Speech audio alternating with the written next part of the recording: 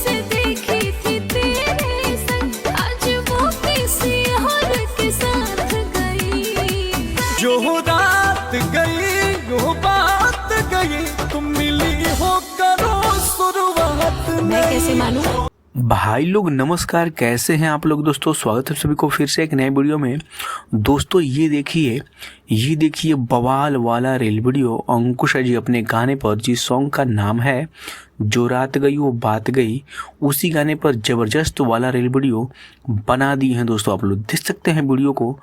और दोस्तों ये रील वीडियो काफ़ी तेज़ी से वायरल हो रहा था दोस्तों इंस्टाग्राम पर और सोशल मीडिया पर। तो सोचा आप लोगों को दिखा दें, शेयर कर दें आप लोगों के बीच, जितने भी अंकुश जी के फैंस हैं उनके बीच। दोस्तों आप लोग देख सकते हैं अंकुश जी और साथ में लक्की विश्वकर्मा, जो कि भोजपुरी इंडस्ट्री के बहुत ही अच्छे कोरियोग्राफर हैं, और साथ में सपना चौहान जी, बहुत ही मशहूर अदाकारा भोजपुरी की।